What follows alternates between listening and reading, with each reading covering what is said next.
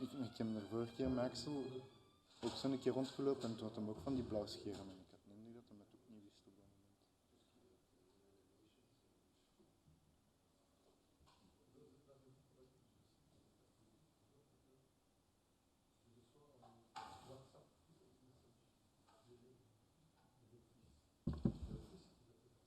Dat is goed. Oké, merci Nina.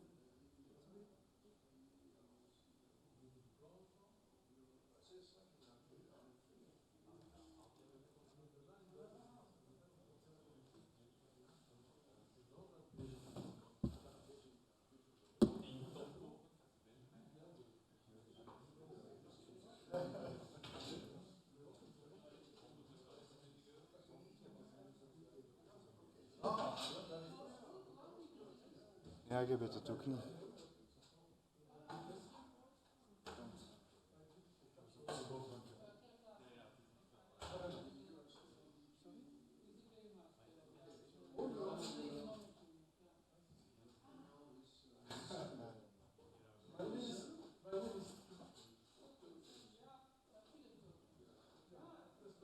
Ik heb hem er precies ook al voor hebben. Dat staat er gewoon vast.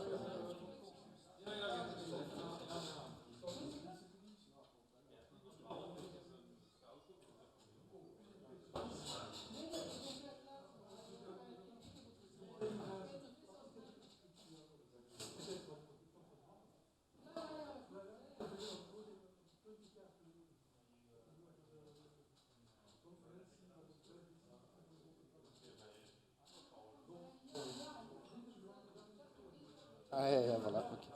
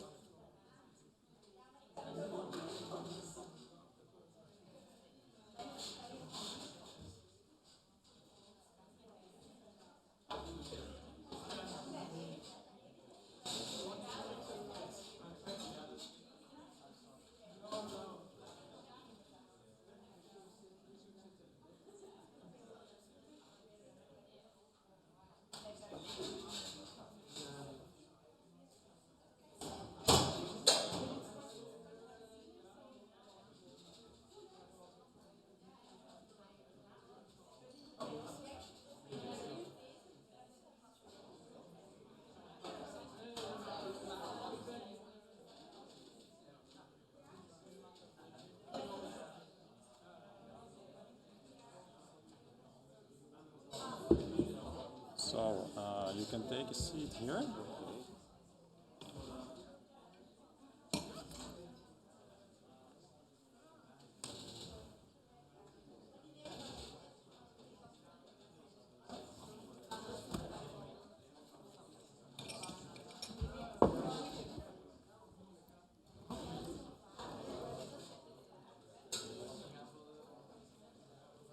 There's some water for you. Thank you.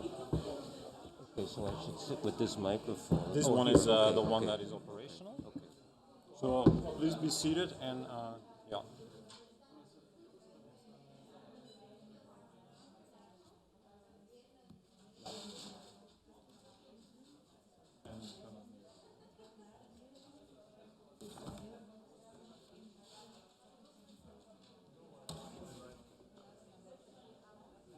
Yeah. So before we start, I will give.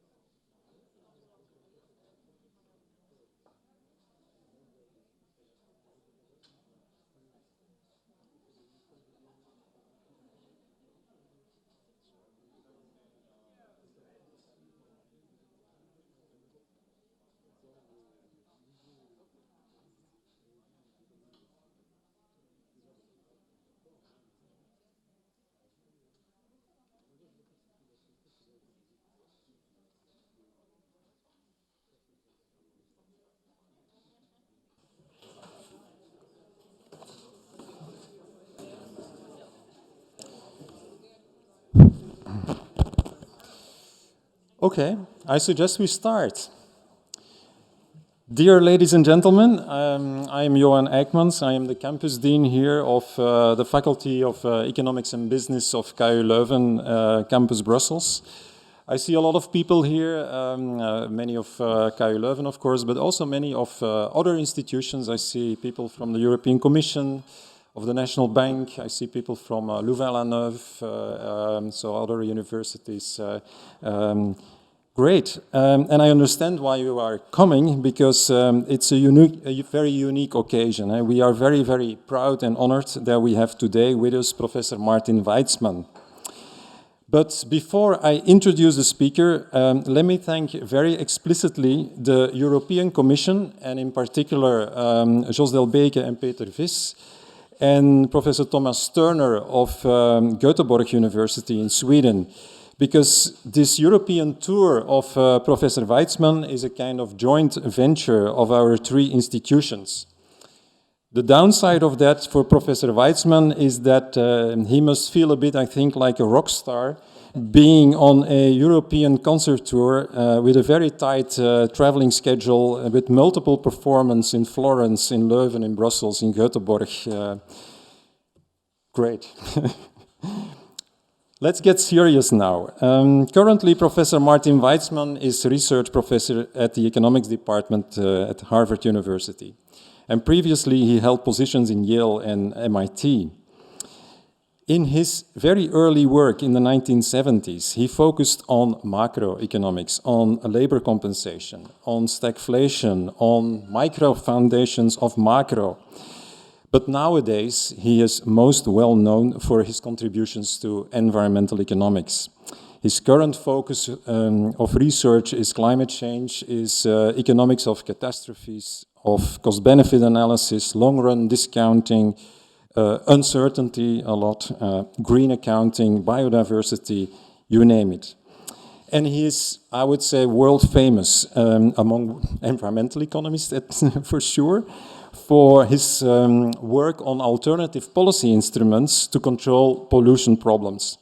So everyone who studied environmental economics at some point encountered his famous paper, Prices versus Quantities, Review of Economic Studies, 1974, a paper that deals with the question whether prices or taxes are to be preferred over quantity regulation in the face of uncertainty on cost of abatement cost functions. That paper received hundreds, I think even thousands of citations. It's surely one of the most influential papers in environmental economics, and I think also today there will be reference to that. In 2015, Professor Weitzman published a book called Climate Shock, The Economic Consequences of a Hotter Planet, together with Gernot Wagner. And I will read a famous quote of this book. Most everything we know about climate change is bad. Most everything we don't know tells us it's probably even worse. And I think that quote illustrates very well his focus on the often underestimated role of very deep uncertainty about climate change and fat tail distributions. But I think this afternoon, Professor Weitzman will stick to a deterministic model. He will entertain us on his ideas to form a world climate assembly and to make countries vote on a uniform carbon price. So we are very, very curious. He will talk for about 50 minutes, and then there is a Q&A session, and after that you are invited to a coffee and tea and cake here in front. So Professor Weitzman, we are very, very delighted to have you here today. Please inspire us with your talk.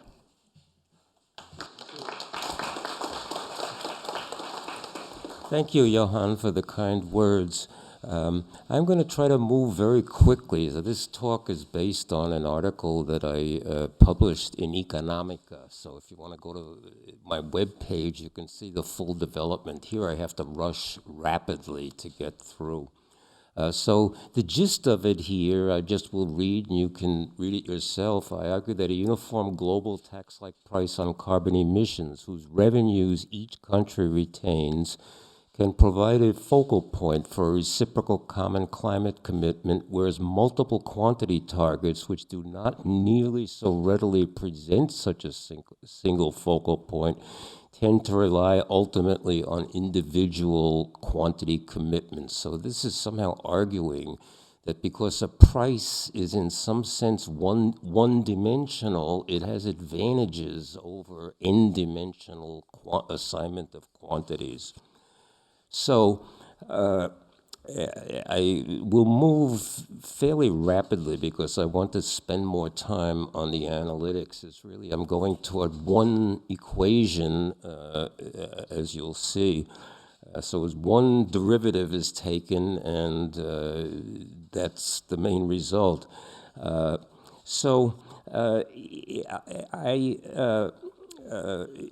There's no question what I'm doing is very futuristic.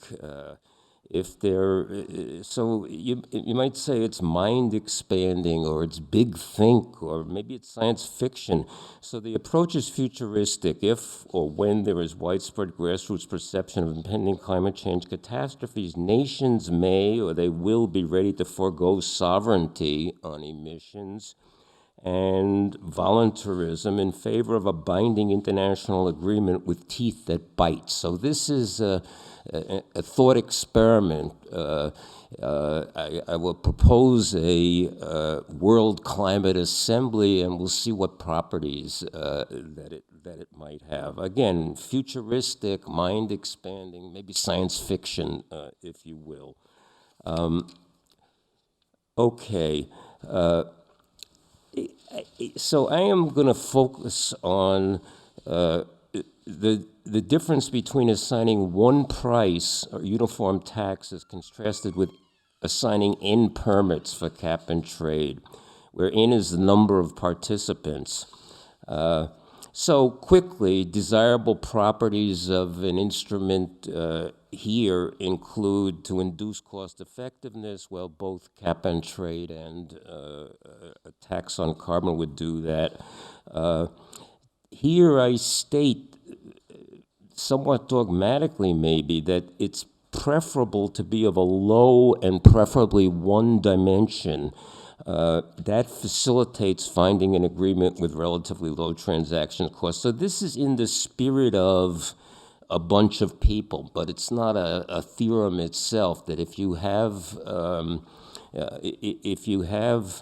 a one-dimensional thing that you're arguing over, it's easier to reach an agreement than if you have n different things out there. And that's not always true, but I think it's true enough in this context. So it's in the spirit of, David Hume, Schelling, Coase, Duncan Black, who is of the median voter theorem, the arrow impossibility theorem, where there's no coherent social choice mechanism in more than one dimension. Voting doesn't yield an equilibrium in the general case. And this third thing is what I'm going to focus on. The desirable property would embody some kind of countervailing force against self-interested free riding by automatically incentivizing parties to internalize the externality via a simple, transparent, familiar instrument and formula that embodies a common climate commitment based on principles of reciprocity, quid pro quo, and I will if you will. This maybe is the most important property, or at least it's what my contribution focuses on. And let me go right to explaining in a preliminary way what this is about.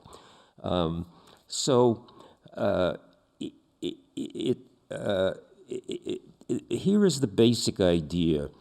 If we accept the fact that we're voting or negotiating on one price. Now, how you get to that, I leave aside, and that's a huge issue. So somehow in the background, everyone is agreeing that there should be a single price.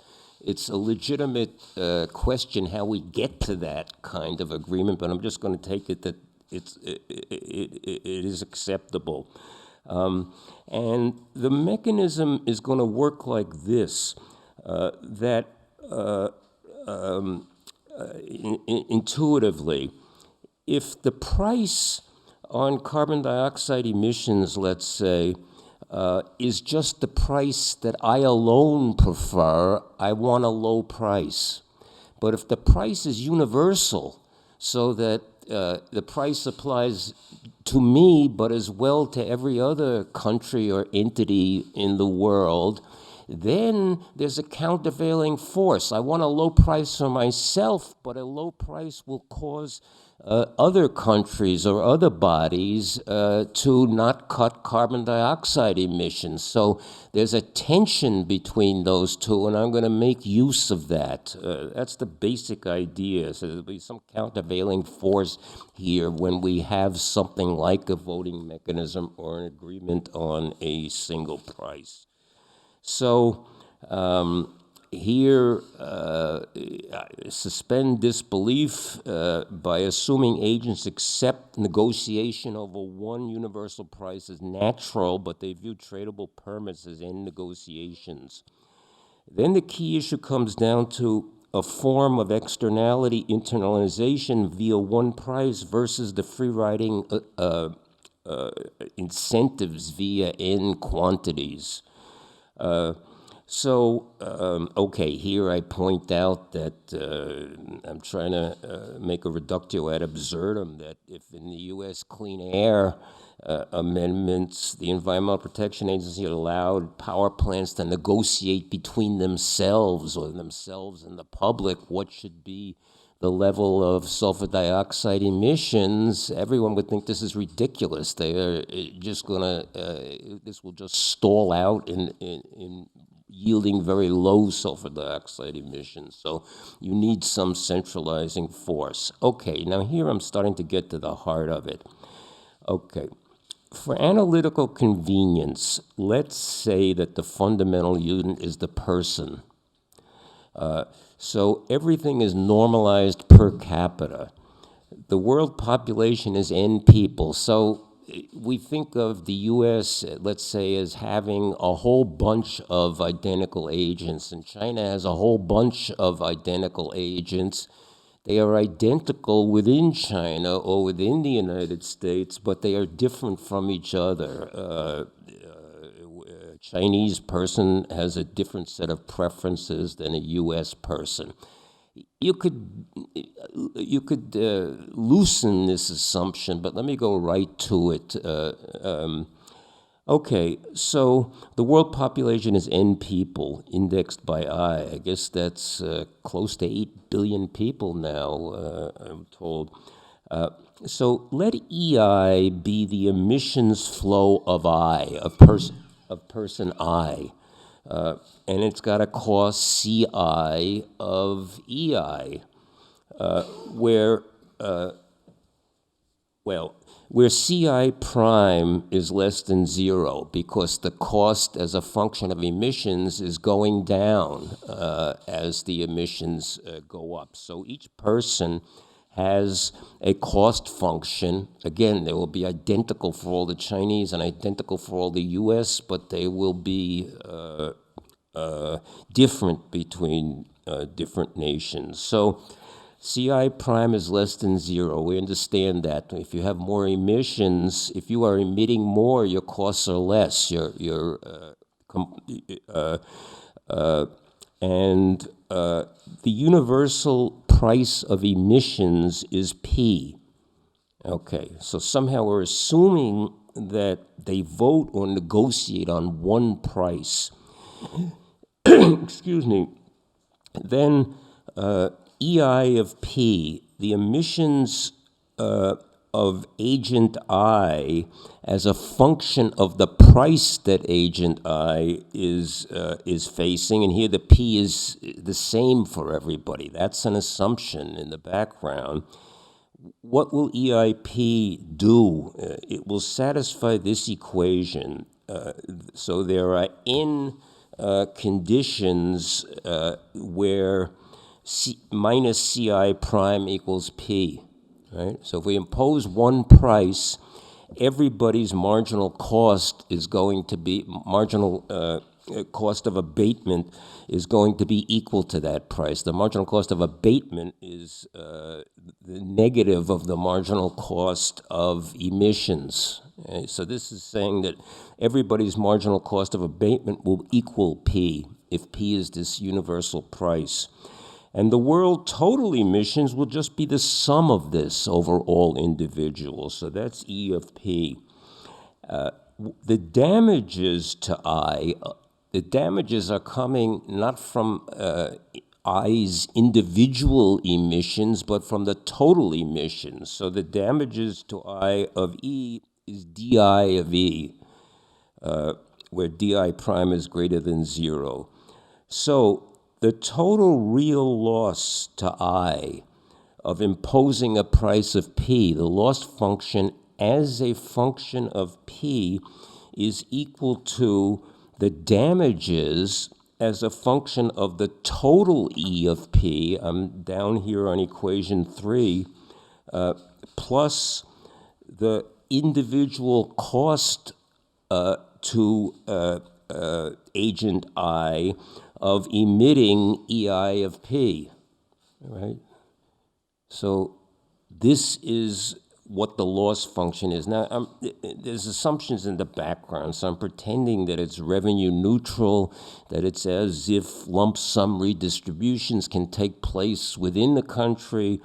None of this may apply in practice, but this is some starting point for getting some insight. Okay, so this 3 is a basic equation. This is the loss that I suffers as a result of a universal price of P, equal to the damages from the total emissions that come from a price P, where the total emissions are given by equation 2, and the individual cost to agent I of agent I's emissions as a function of the price. So between one has n conditions, so there are n of these equations of this form for each of the 7.75 billion people in the world. They're all having this reaction, I'm postulating. The total emissions is just the sum over all the people, and this is the loss function. Again, in the background is some sort of revenue neutrality to try to get a handle on this set of issues. Okay, now, the total social loss of the imposed price P is equal to the sum of these loss functions of each individual, right? So it's equal to this, in equation 4, it's equal to the sum of the damages from the total amount of emissions plus the individual cost of each individual's emissions response to the price. Again, the emissions response is given by equation 1 here, and E of P is just the sum of these EIs of P, and the loss function is this. Now, the social cost of carbon, or maybe it's more accurate to call it the efficiency price of carbon, but there are similar concepts, is the value P star that minimizes the social loss expression 4. So adding up damages, losses for each person in the world, and the social efficiency price of carbon is the value of P that would minimize equation 4. Okay, now, I don't want to go on about this because it's not really a primary interest, but everyone is simultaneously a producer and a consumer of this public bad. So the analog of the Samuelson public goods Pareto optimality condition here would be that P star equals the sum of the damages, the marginal damages to everybody in their reaction to the price P. But so there's an n+1 condition, n+1 conditions on 5. But, you know, I don't much believe this or trust it, because what is the welfare basis here in the international intergenerational climate change context of the efficiency condition that the social cost of carbon equals the price?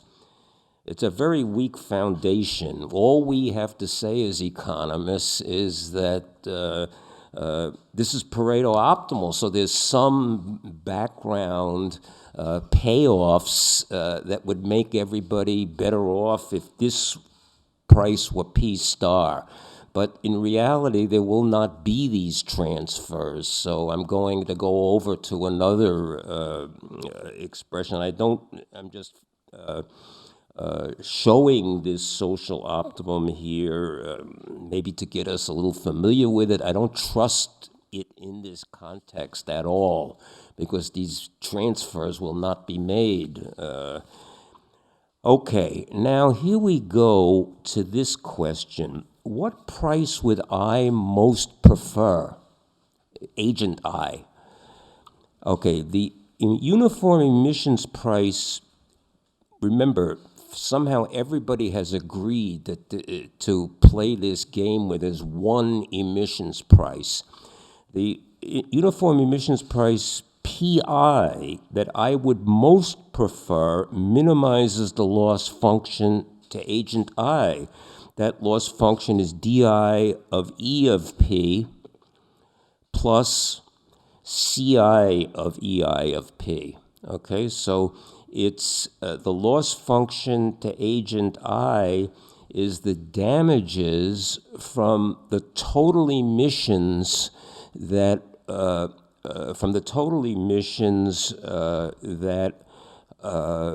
that are produced by the price P, plus the individual cost to agent I of responding with the EI of P, where the EI of P, the EI of P is, the EI of P is satisfying equation 1 here, right? So the marginal abatement cost equals the price. You invert that and you get an EI of P function. So what price would I most prefer? That's what I'm concentrating on now. So if agent I would most prefer what universal price? Well, it would prefer the price that minimizes this loss function, right? The loss function Li of P, where am I here?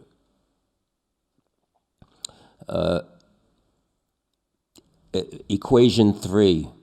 That's what I wants to pick the price that minimizes the loss to it, which consists of the damages to agent I from emissions E of P, plus the abatement cost, plus the cost to agent I of this EI of P. So everyone is picking their favorite PI to minimize this loss function. Okay, now I'm rapidly approaching the punchline. All right, so here we are. I think I will have plenty of room for discussion, and we can go back to this. Maybe this is too much and too compressed, and you can ask me to backtrack. It looks like we have enough time to do that.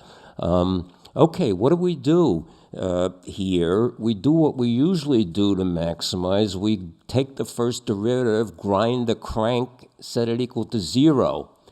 That results, okay, so Li of P is this expression 3, right? We take a derivative of that with respect to P, it's going to yield that the di prime of E of P times E prime of P equals Ci prime of EI of P times EI prime of P, right? We're just taking the derivative of this loss function and setting it equal to 0. That is the price, the uniform price that I would most prefer. Okay. So here is what we get. We do that, take that derivative, and we get expression 6. I'm just taking the derivative with respect to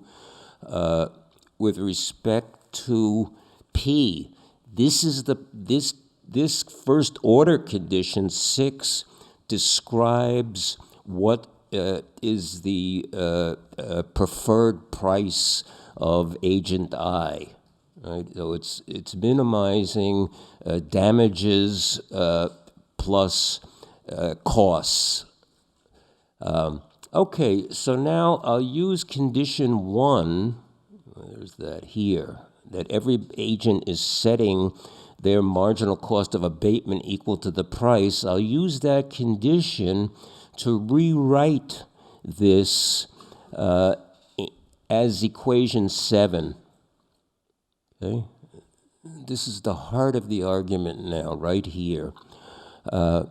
So the price that agent I most prefers, which is going to equal their marginal abatement cost, right, because they're responding to this price, will equal the derivative of on the right-hand side of 7, of the damages function times this other term, E prime of PI divided by EI prime of PI. I'm just taking the derivative, setting it equal to 0, and rearranging the expression. Now, the thing here, E prime of PI divided by EI prime of PI is equal to, just by basic calculus, is equal to DE DEI, right?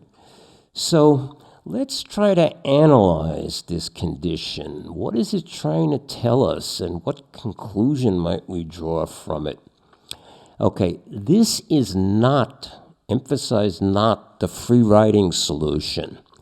The free riding solution in quantities would be that PI would equal DI prime of EI of PI. So the price would equal the marginal damages. So if I was faced with a price PI, then the marginal damages would be the first term on the right-hand side of 7, just DI prime of E of PI. It's being multiplied up by this multiplier, E prime and 7 on the right-hand side. E prime of PI, the derivative of all emissions with respect to PI, divided by the response of I to a change in price. Now, look, suppose that this is not the free riding solution, but let me try to explore this a little bit. Suppose everyone were identical. So all the EI of PIs are the same. Then this right-hand expression, E prime of PI divided by EI prime of PI, would just equal N, the total number of people in the world. So what it's doing is it's setting, by ideal price for agent I is setting the price equal to the marginal damages times N when everyone is identical. And that is the same as the social optimum when everyone is identical. So this is not the free riding solution. The free riding solution, the Nash equilibrium, where I'm just considering myself, would be in equation 7 just that PI equals DI prime of E of PI. That's the self-interested part. It's being multiplied, it's being ratcheted up by this second term on the right-hand side of 7. So it's being ratcheted up by the change in E total emissions per change in emissions of I. Okay, it's not the Nash equilibrium solution. We're scaling it up by E prime of pi over EI prime. Analyze 7. It's scaling up the selfish Nash equilibrium by this multiplier, E prime of pi over EI prime of pi. Okay, now here's the bottom line, What is this describing? Here's a thought experiment, right? Suppose that agent I makes a kind of a benevolent dictator, partial golden rule, like imputation of what would be the corresponding world social cost of carbon, efficiency price of carbon, if all other agents had the same cost and damages function as I. That's what this is saying. And it's not a trivial result. Maybe it sounds like it. So everybody is, their preferred price is, this is not a tautology. People vote not for their own narrow self-interest, right, which would be that pi equals di prime of pi, but for a version of their self-interest that internalizes a substantial part of the externality by imagining a world of people just like themselves, right? So it's changing the incentives. So what I now is voting for, or what I is preferring, call this value pi star, what I is preferring is the value, wait a minute. Okay, suppose agent I makes this benevolent dictator partial golden rule imputation of what would be the corresponding world social cost of efficiency price of carbon if all other agents had the same cost and damage function as me, right, as I. Let that be pi star. So the efficiency price of carbon, if all the other agents had the same cost and damages function as I, let's call this value pi star, right? Then the price that I prefers is going to be equal to this pi star. It's a subtle kind of result that pi equals pi star. So the pi that I most prefers is equal to what the price would be if all other agents had the same cost and damages function as I does, and we sought the social optimum under those circumstances. So this result that what I prefers is what would be the social optimum if everybody had the same cost and damages function as I, is not a tautology.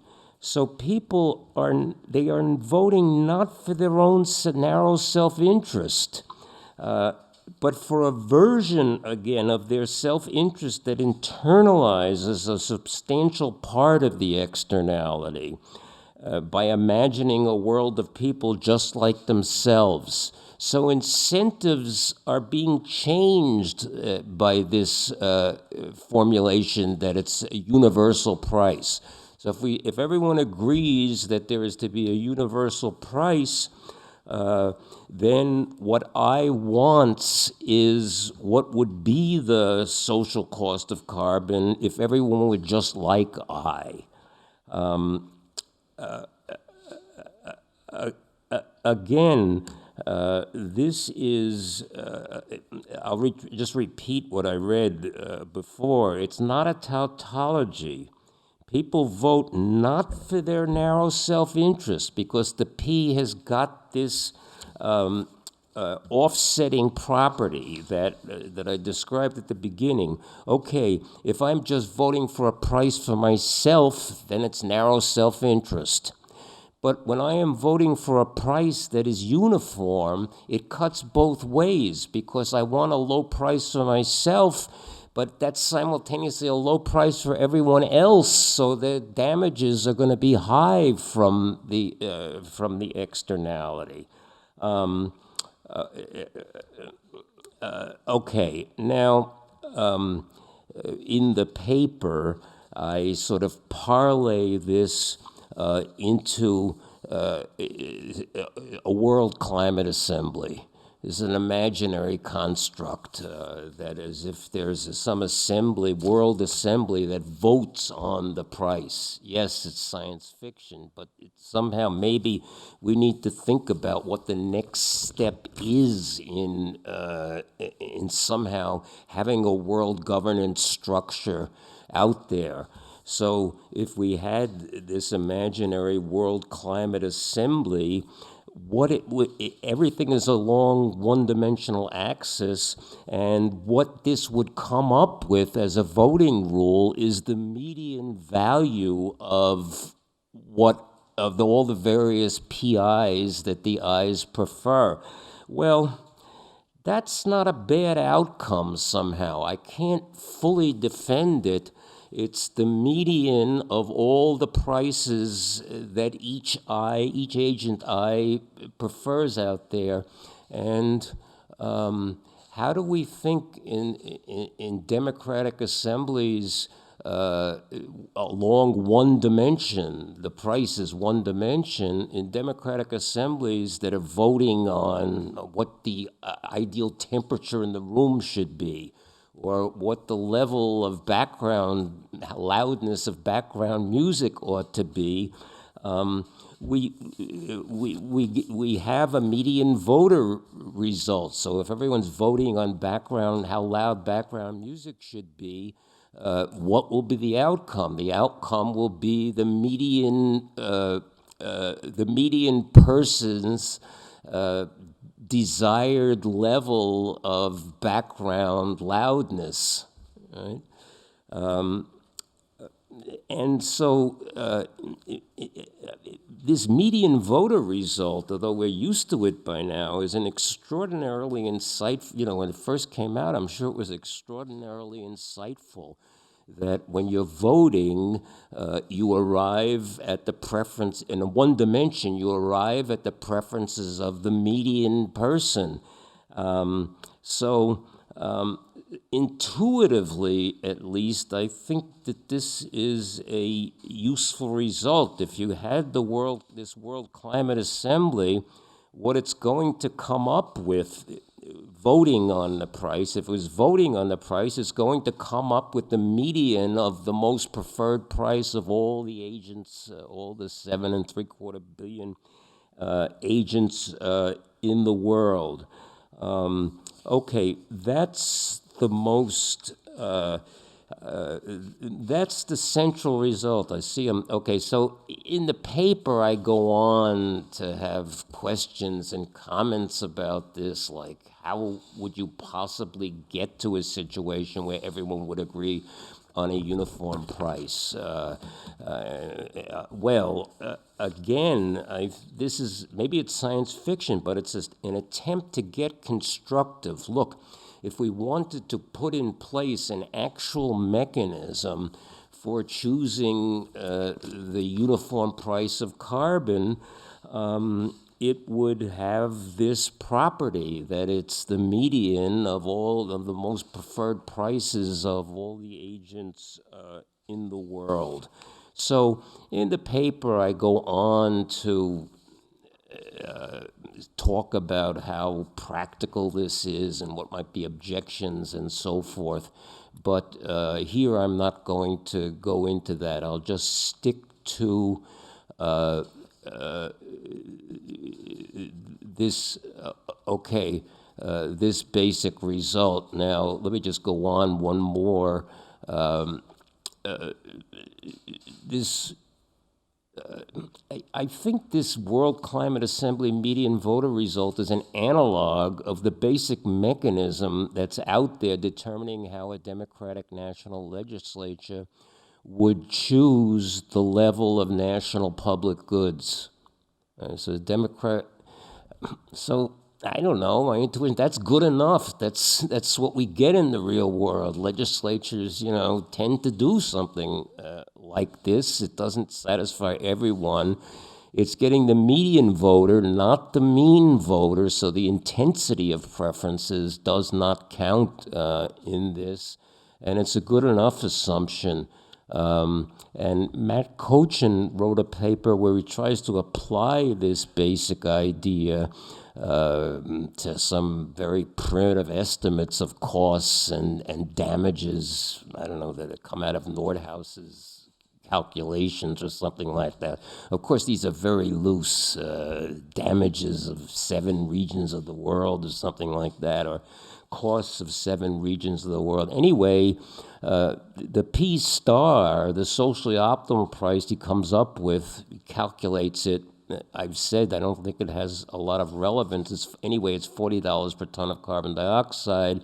And the median voter result, it comes to $51 per ton of carbon dioxide. So this is a rough notion that when you plug numbers into very extraordinarily rough estimates of costs and damage functions, it doesn't seem that you're that far off from the social optimum for what that is worth.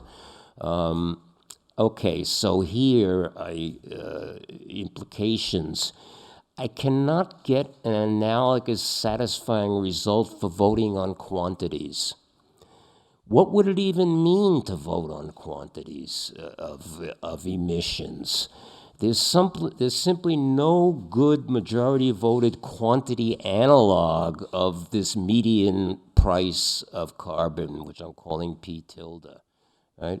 It's not clear what it would even mean to vote on n-dimensional quantities. It just isn't. The whole thing it's somehow not a valid question. What would be the voting outcome of n different assignments? So there's the fact that a price is one-dimensional. The n quantity assignments to the 7.75 billion people in the world, that is n-dimensional, and there's just no analog with quantities of voting on something or other as some sort of an equilibrium.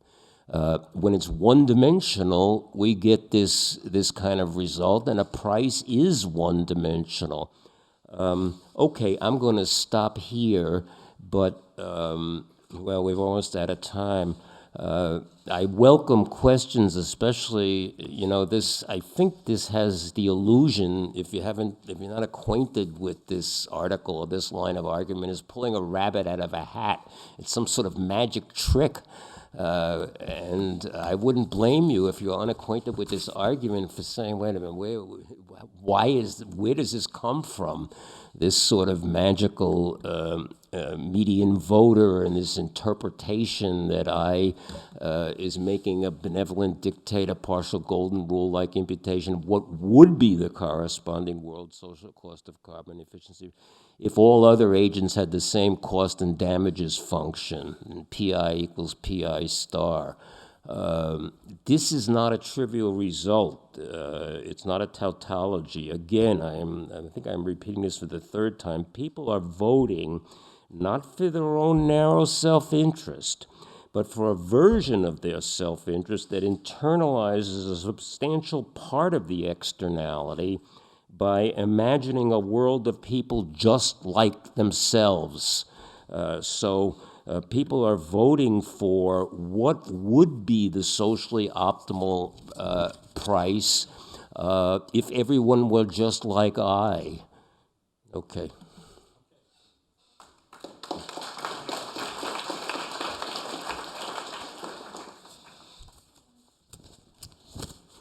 Thank you, Martin. And if I had to summarize it, I would say, yeah, it's indeed a bit futuristic idea that we come together with all nations of the world. We do a voting on what is the one and unique price that we want to implement, and that will apply to all of us, all 7 or 8 billion people. And that from that comes one price that we then accept and implement. And by having that mechanism, indeed, you are able to change fundamentally the incentives, because indeed you are forced then to take into account that what you choose will have an impact on others, and they will do more effort, and that's better for all of us. So I think that's a very, very nice idea. But I guess this will also generate a lot of questions. So I would like to invite you now for the audience for questions. We have a mobile microphone around. Are there any questions that you want to ask now? Yeah, I see 2.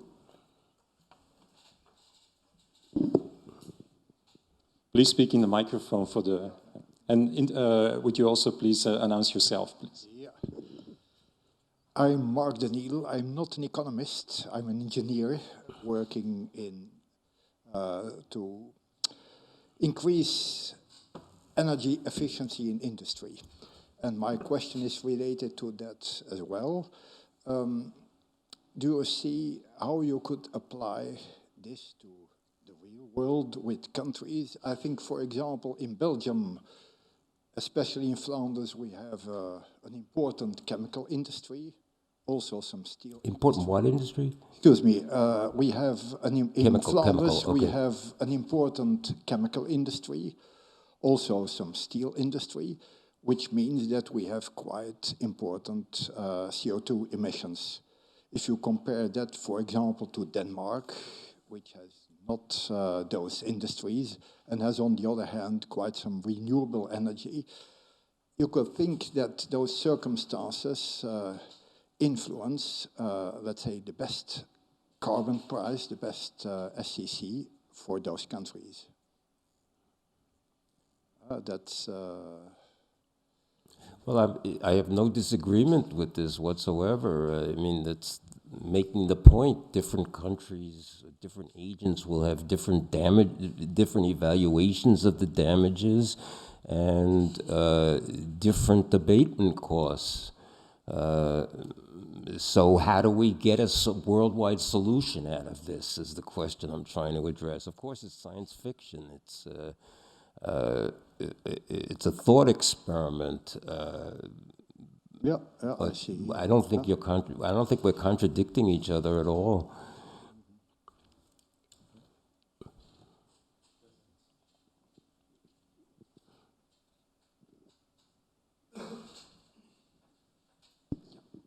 Thomas Sterk, DG Climate Action at the European Commission. I want to ask a more technical question.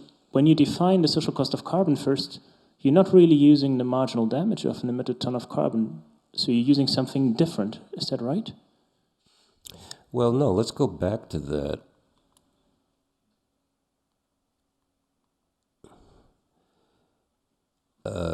Okay, so the total social loss I'm taking as the sum of the individual losses. So it's some sort of utilitarian additive function. Does that answer your question? I'm not quite sure. Where do the abatement costs go when you minimize the individual? The abatement cost here in equation 4 is the CI of EI of P. Now, the derivative of CI is negative here. So it's the derivative with respect to emissions, but that's the same as minus the abatement cost.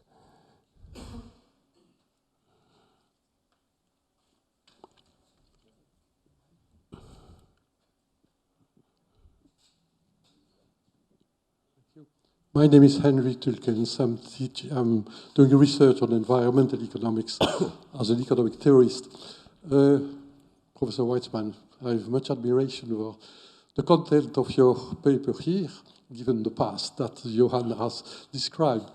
It raises the following question to my mind, the magic that you mentioned is somewhere in equation 6, in the last element of that expression after the multiplication sign. In fact, I'm wondering what kind of theoretical behavior you assume for the voter when he expresses his vote, which, as you mentioned, I suppose, relates CI prime, or the marginal cost of abatement, with the price in question. But what is the ratio at the end of the expression? That's something a bit, that's something new for sure when analyzing the individual behavior of each voter. You are adding something in the determinants of the individual behavior. And my question becomes a bit, what shall I say, goes a bit higher in the history of thinking. Isn't there some connection with what people have called the Kantian behavior of individuals, of economic agents, where indeed their actions would not be entirely determined by their own preferences, but also by taking into account somehow the behavior, not the behavior, the welfare of the other people. So compared to the standard welfare economics, the standard benefit cost analysis, I think the magic comes from that additional element in equation 7. Thank you for the explanation. Henri, I'm not sure I understand the question. Certainly, I am presuming here that everyone agrees that there's going to be a universal price. That's a huge assumption. Where would this come from? But given that everyone takes as given a universal price, this is describing the individual's behavior as a function of that price. So everyone is acting like a competitive agent facing this common price. So they will make their marginal abatement cost equal to that price. The standard analysis of individual behaviors of voters would say the voter I chooses a level of P, is precise, is one based on the equality between PI and DI prime. Say again, please. I'm wondering what implicit analysis you are thinking of the behavior of the individual voter. Why does he take into account this additional element that you put in the equation 7? Why doesn't the individual take that into account? Why does he do that? Because that is the first order condition that is describing the price that I most prefers. So implicitly, this is a one dimension and it's a single peaked preference. Reaches its maximum at PI, and the first order condition that describes this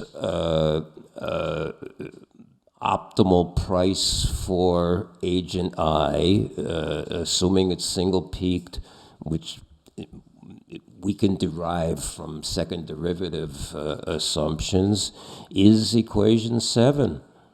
Yeah, so I fully agree that the use of the median voter theorem is a very good idea to apply to the choice of this one-dimensional magnitudes P. But the motivation of if each voter for determining his vote, PI, it's not PI star. Or, yeah, we could call it PI star. Huh? There is something in that expression 7 which does not correspond to my knowledge of individual behavior in voting theory. Say the presence of this taking into account of the total effect. By the way, a small question.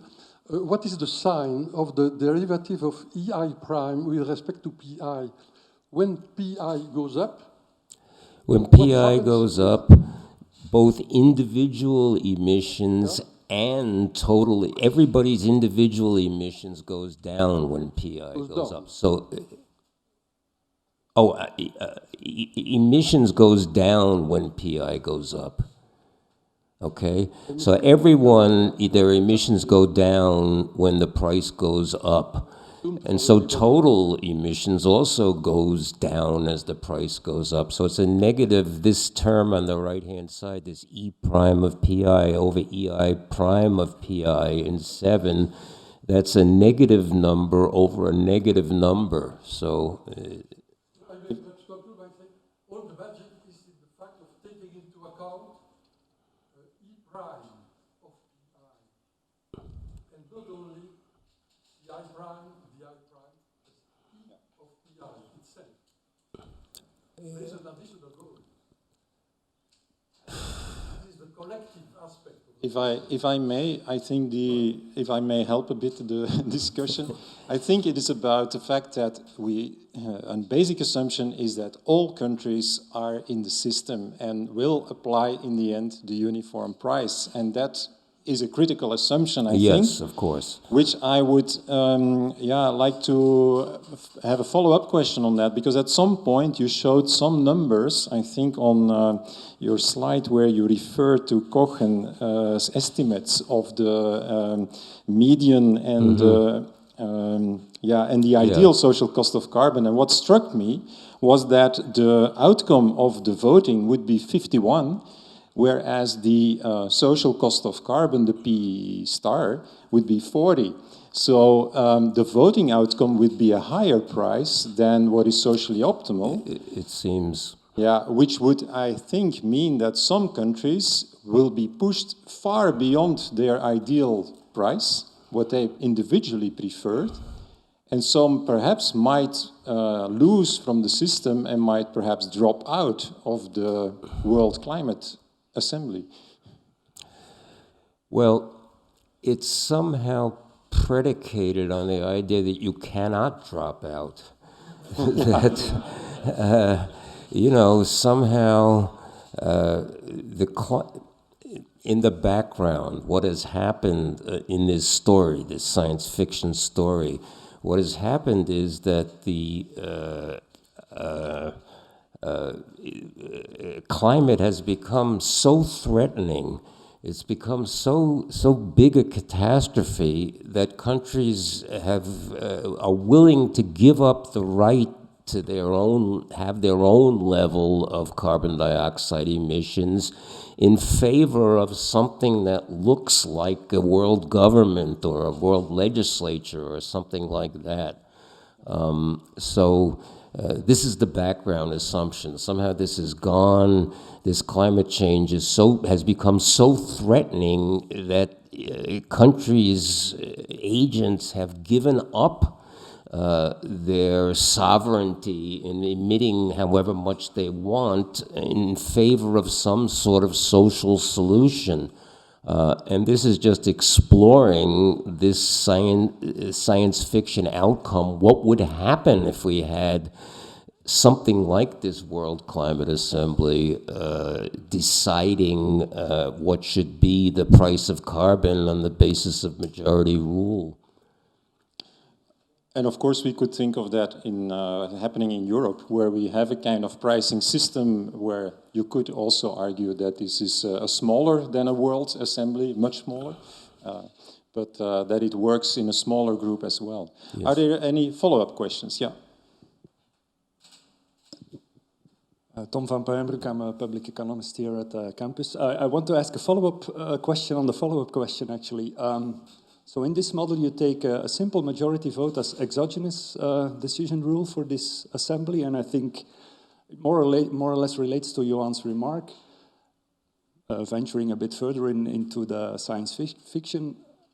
What kind of decision rule would this World Council take? Would it be majority rule? Would it not be some qualified majority? Are you able to put other decision rules into your model? Say a 2/3 or... I haven't really explored that. I don't know. Do you have in mind some specific rules? No, but it's, I mean, it's a long time ago, but I remember these graphs of Buchanan in which he was looking for an optimal majority, and even under single peak preferences, it need not be simple majority, depending on, for example, the external effects that your decision has on others. And that might shift your majority towards, say, a 2/3 or something, a qualified kind of majority. I was wondering whether you could endogenize this even in the model, given that we're talking about losses and damages. I'm not sure. No.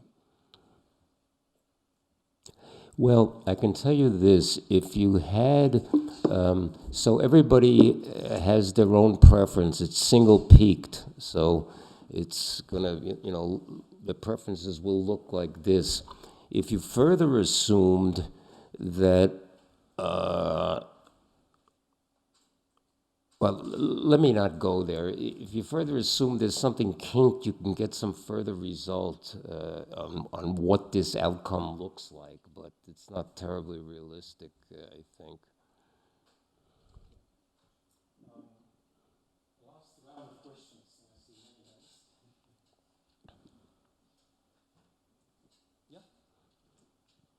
Annie van Rekel from the University of Liège. I'm a PhD student in law. I had a question. So,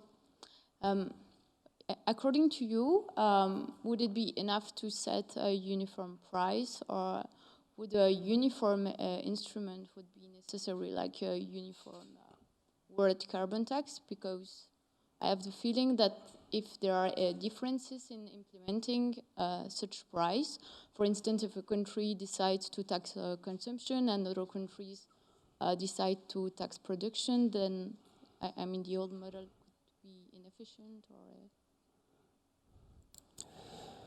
Well, this is assuming, as an abstraction, that everybody is, so to speak, both a producer and a consumer.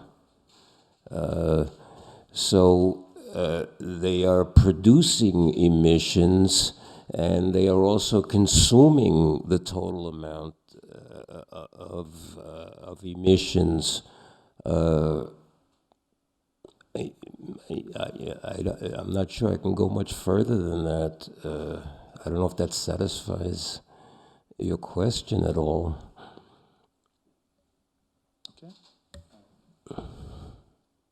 Roxanda Berlinski, I'm an economist, but not an environmental economist. My question is, you mentioned in the beginning 3 desirable properties. Yes. The first one was efficiency. I don't remember the other 2.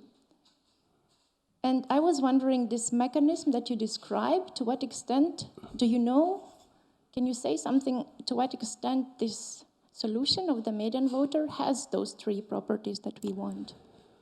So well, the one price which is mandated here, of course, will induce cost effectiveness. Of course, you know, it's trivially satisfying this.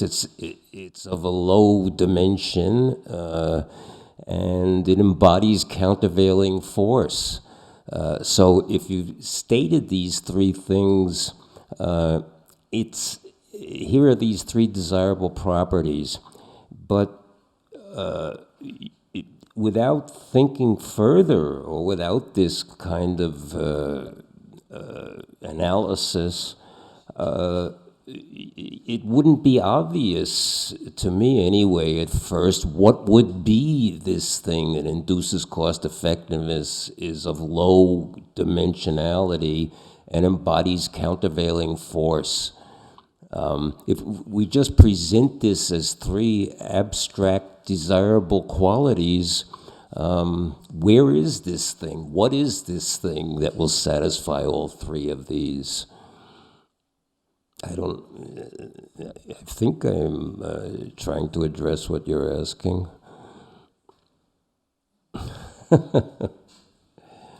I'll take a very last question. Remember, in terms of incentives, that the more questions you ask, the colder the coffee gets. So beware. One question still. Yeah, I have a small question actually also about median voter theorem, and you're talking in terms of per capita, everything is in per capita terms, but countries have very different population sizes. And in World Assembly, do they have the same weight, all the votes? Do we find the median voter? We just count countries, or we also count population in each country? Because it's very different. Can you translate for me, Johan? I'm not sure I understood. I think the question is, if you apply this to a world which countries differ in size because of their population, would you then apply one man, one vote, one person, one vote? Yes, one person, one vote. So this is like the House of Representatives, or this is common, a bicameral so-called legislature. Yeah. And this part is like the House of Representatives. I don't know what you call it here, but yeah, also the House. Yeah. Okay. Okay. Thank you very much. Let's give a very warm round of applause for Martin Weitzman. And then I now invite you for a cup of coffee or tea and a piece of cake.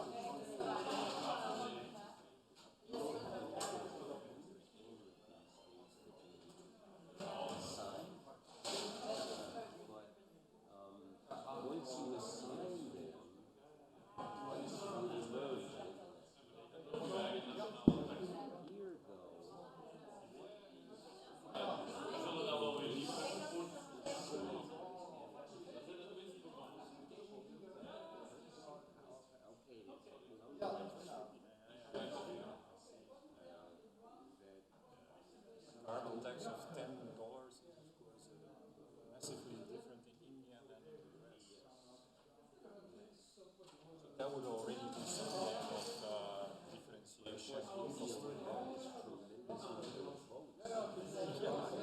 I was also wondering, I don't think Trump would like to right here in terms of the relative weight in the world. Yeah. But anyway, he doesn't like anything about that.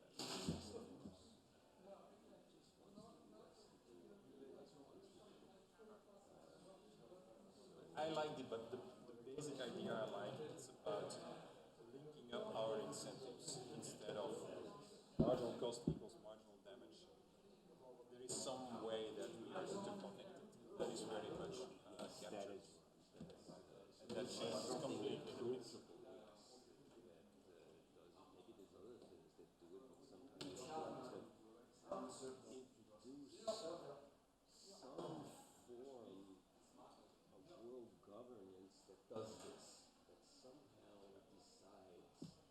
Also in a country, we also, if we would really be selfish, why would we be in a country? There is also some extra why we, as in, because we have a kind of a nation feeling, although that's perhaps tricky and dangerous. But there is, you need something more, and that's not different. Great, let's go for a coffee. Agreed.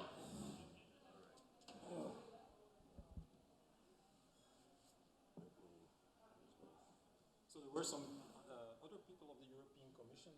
Jos was not here today. There were other people of the climate unit of the European Commission. This might be hard to take this technical talk at the beginning, but it looks like a magic trick somehow. Yeah, I saw in the question of Henri Tilkens this thing about.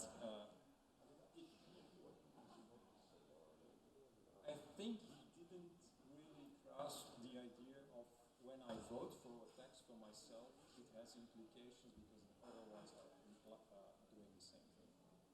Have then the same tax everywhere. I'm also on this. Am I disturbing you? Hi, Professor. Nice to meet you. I'm Behan, a first year student here at MBA. De facto youngest candidate for the federal elections. Nice presentation. I read your paper as well. I have a little question. Let's go sure. Have a piece of cake because. Would you like coffee or tea or some water or?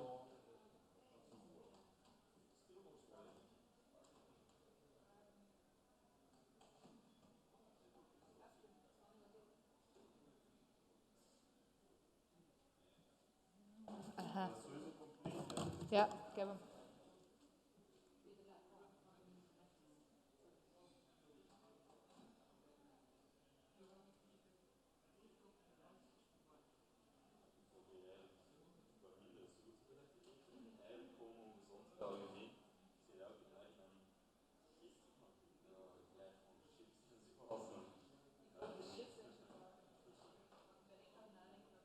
Ik had zoveel energie en kon maar niet slapen en zo mijn vol steken.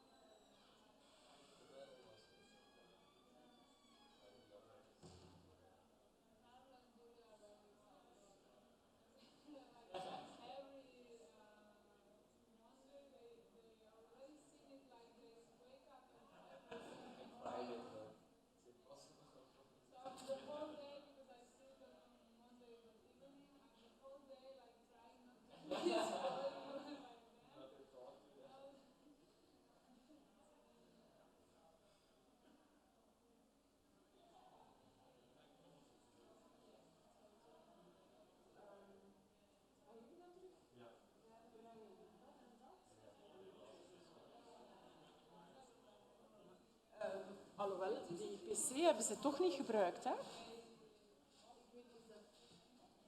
We gaan dat ook, maar dat ook, doe dat ook maar terug.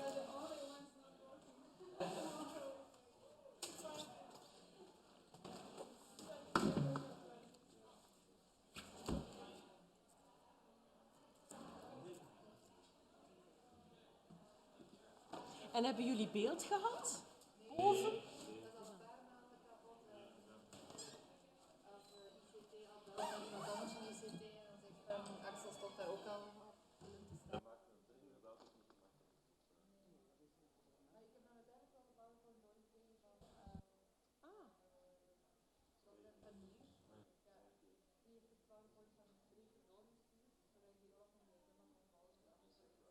Maar die is nog altijd aan het